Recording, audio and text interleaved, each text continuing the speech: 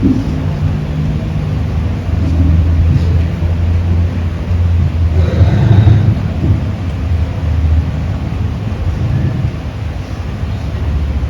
hamdalillah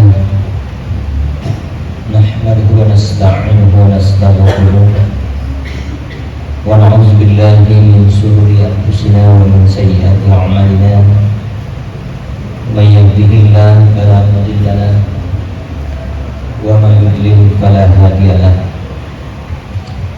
asyhadu an la ilaha illallah wahdahu la syarika lahu wa asyhadu anna Muhammadan abduhu wa rasuluh la nabiyya ba'dah.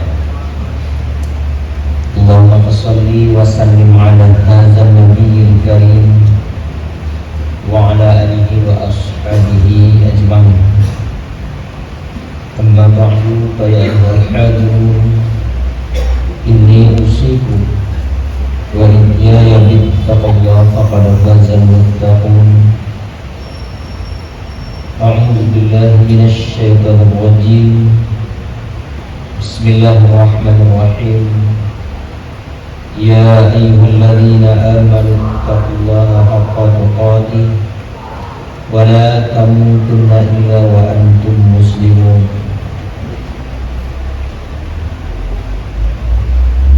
Jemaah Jumat rahimakumullah, dengan tidak bosan-bosannya marilah kita terus bersyukur untuk datang ke masjid yang kita cintai ini dalam rangka beribadah kepada Allah Subhanahu wa taala. Semoga kita terus bisa meningkatkan keimanan dan ketakwaan kita kepada Allah, salah satunya dengan cara banyak mensyukuri nikmat yang diberikan oleh Allah. Selanjutnya salawat dan salam kita doakan buat junjungan kita Nabi kita Nabi Muhammad sallallahu alaihi wasallam. Allahumma shalli ala Muhammad,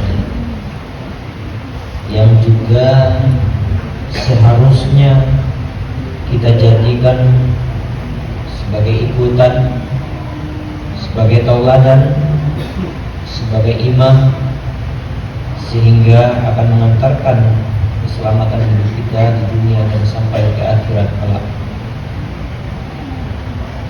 Jemaah Jumat rahimakumullah, sebagai seorang yang telah melaksanakan ibadah puasa, harusnya kita sudah mendapatkan maghfirah, yaitu ampunan dari Allah Subhanahu wa taala. Sehingga pada bulan Syawal ini hubungan kita dengan Allah semakin meningkat, hubungan kita dengan manusia juga semakin lebih baik, yaitu hablum minallah wa hablum minan nas. Karena kita sudah ditempa dalam ibadah Ramadan, dan kita juga akan mendapatkan rahmat, sehingga hati kita menjadi tenang, sehingga kita menjadi nyaman untuk menjalani kehidupan ini. Dan seharusnya kita juga mendapatkan fitrah, karena memang dasar penciptaan manusia adalah fitrah, yang sering diartikan dengan asal kejadian, di mana asal kejadian manusia itu belum berdosa, yaitu masih bersih, masih seperti kertas yang belum ditulis, atau seperti bayi yang baru dilahirkan. Artinya pada bulan Syawal ini ada peningkatan. Pada bulan Syawal ini kita sudah mendapatkan kemenangan, kita sudah kembali kepada kefitrahan, kita mendapatkan ampunan Allah, kita mendapatkan ketenangan dari Allah. Maka itulah yang nanti dilambangkan dengan kita mendapatkan ketakwaan, yaitu mencapai derajat muttaqin. Karena derajat muttaqin adalah derajat yang sangat didamba-dambakan oleh orang yang beriman, sehingga nanti Orang yang bertakwa inilah yang akan selamat hidupnya di dunia dan juga di akhirat. Akan tetapi sering untuk mencapai makam tersebut atau untuk mendapatkan kedudukan tersebut, tentu ada banyak permasalahan atau kendala-kendala yang sering terjadi. Ya, di antara kendala-kendala orang untuk mendapatkan nilai ketakwaan itu ada beberapa hal. Dan semoga saja kita yang sudah atau yang sudah selesai melaksanakan ibadah puasa tidak terjebak atau tergelincir untuk melakukan perbuatan-perbuatan yang itu memberikan jarak kita dengan norma dan nilai dari ketakwaan, sebuah pekerjaan atau sebuah amal usaha yang kita lakukan. Yang pertama, yang jelas akan merusak ketakwaan kita itu nanti adalah istighalah bi'uyubin nas.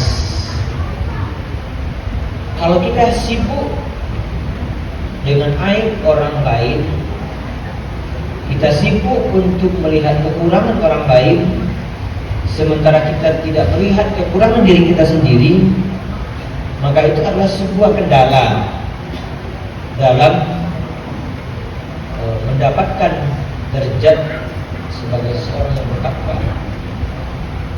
Mungkin dalam istilah lainnya itu yang dinamakan dengan ghibah. Ghibah itu kan dari kata ghaba, dari kata ghaib.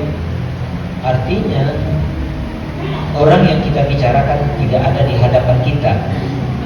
Kita membicarakan kekurangannya sementara dia tidak ada di antara kita. Sebagai contoh, di zaman Rasulullah kan pernah dua orang wanita yang asik atau yang punya kecanduan bergibah. Dia berpuasa. Karena terik panasnya puasa, dan dia menyuruh seseorang untuk meminta izin kepada Rasulullah agar diizinkan untuk berbuka. Lalu kata Rasulullah, diberi sebuah mangkok, serahkan kepada orang yang utusan ini, suruh muntahkan apa yang terasa di dalam perutnya. Maka dimuntahkan apa yang terasa di dalam perutnya, maka keluarlah darah segar dan juga daging segar. Orang-orang heran dan bertanya kepada Rasulullah, ya Rasulullah, ada apa dengan wanita ini? Kata Rasulullah, wanita ini berpuasa dari hal yang dihalalkan oleh Allah. Dia menahan untuk tidak membukakan puasanya dengan sesuatu yang membatalkan puasa, dengan makan atau dengan minum. Akan tetapi kata Rasulullah, dia berbuka dengan sesuatu yang dilarang oleh Allah. Dia duduk di pinggir jalan, dia sibuk membicarakan aib dan kekurangan orang lain. Ya, dia sibuk membicarakan aib dan kekurangan orang lain.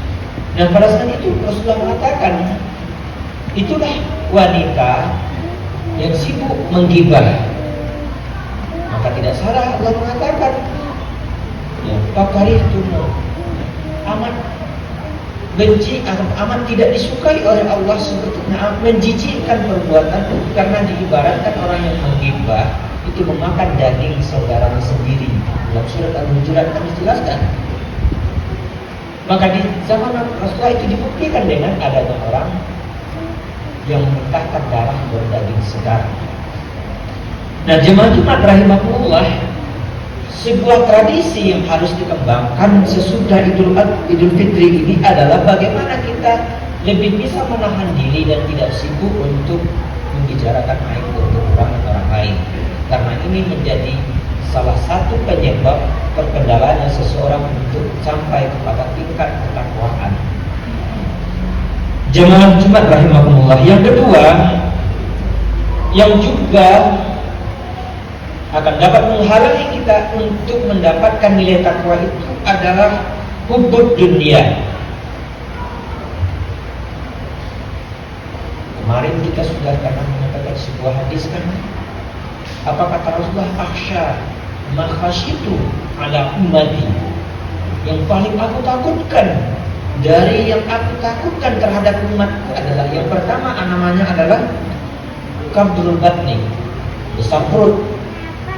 Artinya dia mendahului atau lebih dominan kepentingan dunia. Artinya terkadang dalam menggapai sesuatu kepentingan dunia tidak memperhatikan nilai etika dan norma sama sekali.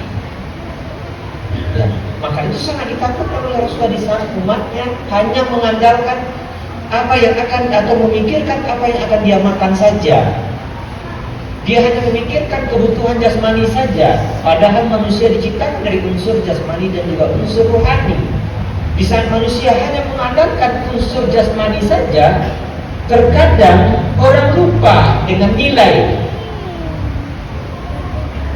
sehingga tanpa mengabaikan atau dengan tidak memperhatikan nilai-nilai yang membatasi sesuatu boleh dan tidak boleh, maka itu akan menjadikan orang tersebut sama saja dengan apa yang akan dia lakukan.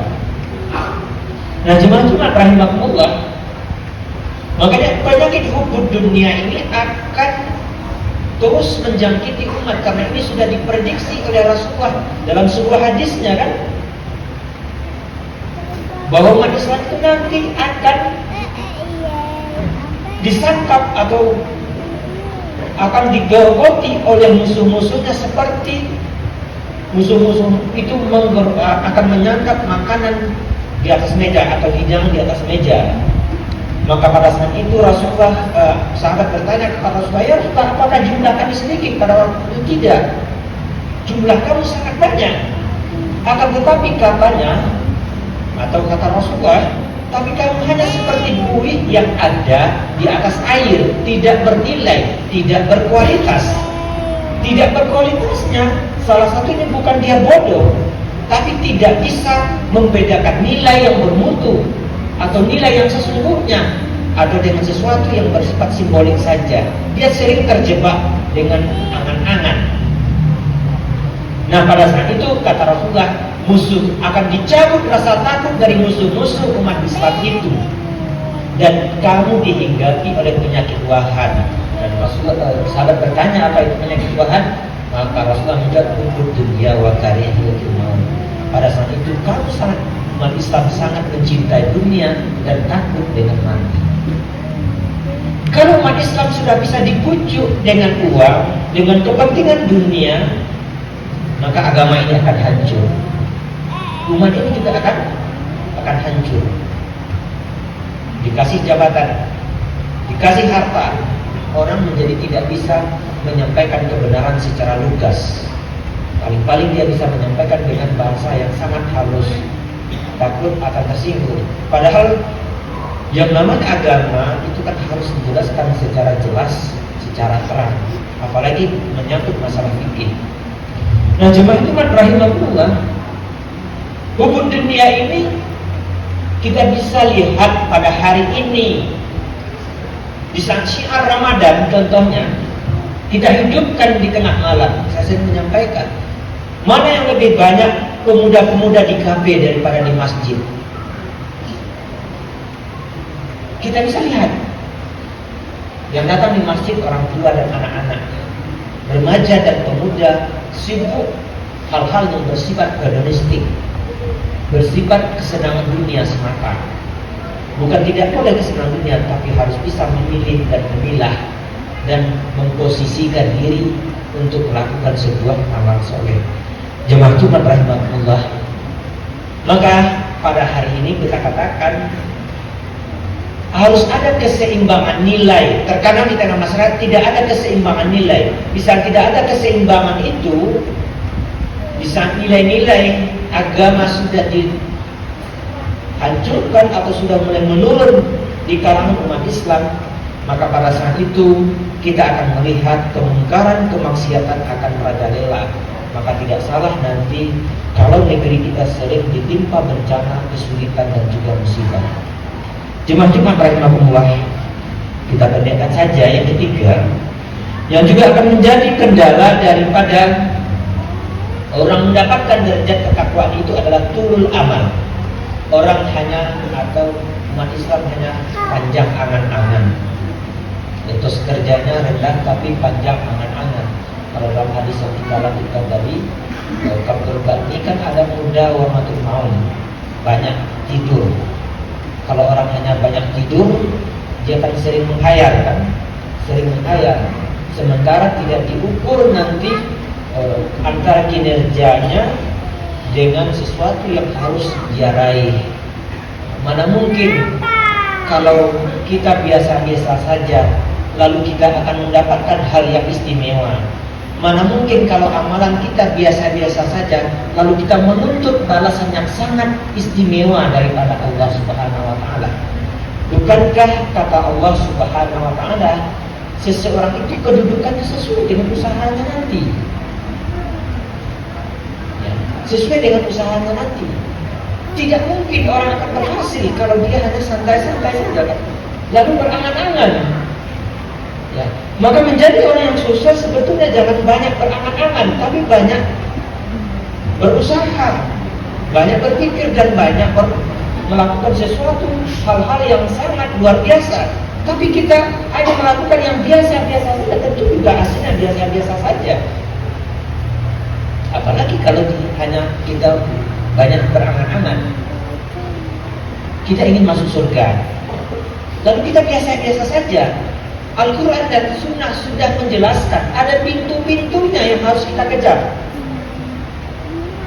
Di antara pintu-pintunya itu adalah amalan-amalan utama. Tidak bisa berangan-angan saja kita masuk dengan mudah. Ada amalan-amalan utama. Sebagai contoh, ada namanya babu sholat. Babu sholat itu akan dimasuki oleh orang ahlu sholat. Ahlu sholat bukan hanya sekedar sholat, dan bukan hanya sholat fardu. Ya, dan bukan hanya sholat fardu.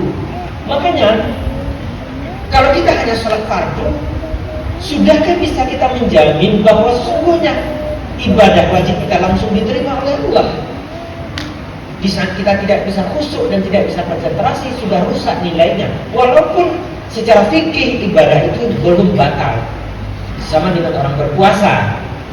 Bisa orang berpuasa secara fikih mungkin belum batal, tapi kalau dia berdusta atau dia berbohong, berdusta dan berbohong tidak membatalkan puasa secara hukum fikih, tapi akan merusak nilai puasa. Makanya ada amalan lain sebetulnya yang juga menjadi pendamping dan pelengkap. Sama dengan Ramadan, ada puasa Ramadan, ada puasa sunat yang mengiringi. Apa gunanya? Di antara hikmah puasa enam itu atau puasa Syawal itu kan untuk menjadi pelengkap dan penyempurna amal puasa Ramadan. Nah, jemaah Jumat rahimahumullah, makanya oleh sebab itu kita harus meningkatkan sebetulnya kualitas ibadah kita walaupun kita sudah habis di bulan Ramadan, agar kita bisa terus menggandeng atau mendapatkan predikat takwa tersebut. Jemaah Jumat rahimahumullah, yang keempat, qillatul adab, yang juga akan menjadi penghalang untuk sampai kepada predikat takwa itu adalah orang yang tidak tahu malu. Orang yang qillatul adab itu artinya kurang adab, kurang terhati, tidak berakhlak. Inti dari keberagamaan sebetulnya adalah akhlak. Cerminan dari keberagamaan itu adalah akhlak. Kalau enggak, kenapa Nabi mengatakan innama bu'istu liutamima makarimal akhlak? Sesungguhnya aku tidak diutus kecuali untuk menyempurnakan akhlak. Ada orang yang haji, kalau tidak dipanggil Pak Haji, lalu dia tidak menjawab, berarti dia tidak memahami hakikat daripada haji. Karena yang pakai peci haji dalam panggilan haji hanya haji Indonesia. Dan hakikat haji bukan itu sebetulnya, bukan untuk menaikkan status sosial di tengah masyarakat. Maka di saat seperti itu sebetulnya akan merusak nilai seseorang. Maka inti dari keberagamaan itu sebetulnya adalah bagaimana muncul akhlakul karimah, akhlak yang baik, akhlak yang baik. Kalau orang kurang beradab, kalau orang kurang akhlaknya atau lemah akhlaknya, maka itu akan menjatuhkan nilainya. Sama dengan kita sholat. Sholat ibadah maka, tapi cerminan nilai sholat itu adalah inna sholata tanha 'anil fahsya'i wal munkar. Sholat itu mencegah perbuatan keji dan munkar. Di saat orang sholat dia terus melakukan perbuatan keji dan munkar, berarti nilai sholat tidak diamalkan. Berarti inti daripada nilai sholatnya tidak dilakukan atau tidak diaplikasikan dalam kehidupan sehari-hari. Makanya Rasulullah itu mencerminkan atau memberikan contoh dalam kasus-kasus yang banyak bagaimana dia menyikapi. Ada saatnya memang Rasulullah itu tegas dan keras, tapi ada saatnya Rasulullah itu lembut. Ada saatnya Rasulullah itu bisa diajak kompromi, tapi juga ada waktunya Rasulullah itu tidak bisa diajak kompromi. Ada nanti bahagian-bahagiannya. Nah, jemaah Jumat rahimahullah, oleh sebab itu kita harus menjunjung tinggi akhlak dan kesopanan agar kita hidup dengan selamat di tengah-tengah masyarakat. Makanya Rasulullah mengatakan, "Iza aradallahu bi ahli baitin khairan faqalu fid din wa rasulihim kabirahu." Apabila seseorang ingin rumahnya menjadi baik, maka hendaklah dia memahami agama. Kemudian yang kedua, wa qarasagiruhum kabirahu, yang kecil pandai menghormati yang besar. Apa maknanya? Akhlak di situ. Yang besar juga nanti bisa menyayangi yang kecil, itu akhlak di situ. Tapi di saat yang kecil tidak pandai menghormati yang besar, sama saja lagi tidak ada batas. Makanya di zaman sekarang ini terkadang akhlak-akhlak seperti ini yang sudah mulai terdegradasi, artinya sudah mulai rusak. Banyak orang yang tidak tahu dengan adat dan cuma satu. Adat memakai agama dahulu gunanya untuk apa? Untuk bisa memberikan ruang-ruang tertentu atau bagian-bagian tertentu bagaimana mengajarkan hidup ini di tengah-tengah masyarakat. Yakin dan percaya kita sudah bisa memahami bahwa inti keberagaman itu adalah adat. Makanya kita harus pandai. Di saat kita disakiti oleh orang, pandai kita membalas. Membalas pun tidak boleh berlebihan. Bahkan ada yang lebih baik daripada membalas, bisa saja bersabar. Itu juga akhlak yang diajarkan. Jemaah Jumat rahimahullah, kalau kita bahas ini sangat panjang sekali. Dan kemudian yang kelima, yang juga akan menyebabkan nanti kendala untuk mendapatkan terikat takwa tersebut adalah kasratul qalbi, kasat hati. Hati kita haruslah bening, bisa menerima cahaya yang masuk. Kalau cahaya adalah petunjuk, hati kita bening dan bersih, maka petunjuk akan diterima dengan mudah. Tapi kalau hati kita kotor, hati kita kasar, datang petunjuk, maka kaca yang kotor tidak akan bisa menerima cahaya petunjuk. Kata Imam Al-Ghazali, banyak dia mencontohkan kasus-kasus. Kalau hati ibaratkan cermin, katanya, kalau cahaya ibaratkan petunjuk, katanya, maka cermin itu haruslah bening. Maka cahaya akan ditangkap dan bisa memantul dengan baik. Di saat cermin itu kotor atau ada benda yang menghalangi cermin, maka hati atau cermin tidak akan bisa menangkap cahaya atau memantulkan cahaya. Karena memang ada pembatas, ada penyebab dia tidak bisa menyerap atau menangkap cahaya tersebut. Makanya kita selesai melaksanakan ibadah puasa, kita sudah fitrah, kita pelihara hati, jaga hati.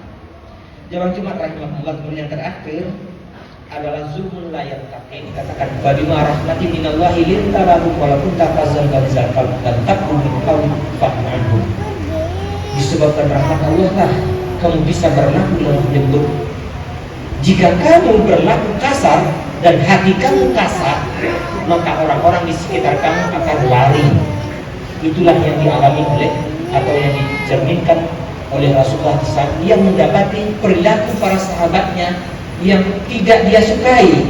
Jangan sampai dia berlaku kasar, berlaku kejam, dan jangan sampai hatinya menjadi kasar. Sehingga kalau seperti ini orang akan lari dari sekitar kita. Dalam hidup bermasyarakat, dalam hidup berorganisasi, ini amat penting untuk diamalkan. Jemaah Jumat rahimahullah, moga-moga ini bisa menjadi pelajaran bagi kita untuk maju saya sendiri. Mudah-mudahan bisa meraih dengan takwa tersebut. Faktor beliau berlapsar kurang lebih أعوذ بالله من الشيطان الرجيم. بسم الله الرحمن الرحيم. والعصر إن الإنسان لفي خسر إلا الذين آمنوا وعملوا الصالحات وتواصوا بالحق وتواصوا بالصبر. إن الله وملائكته يصلون على النبي يا أيها الذين آمنوا صلوا عليه وسلموا تسليما. اللهم صل على محمد وعلى آل محمد كما صليت على إبراهيم وعلى إبراهيم وبارك على محمد وعلى محمد كما باركت على إبراهيم وعلى إبراهيم في العالمين إنك حميد مجيد. اللهم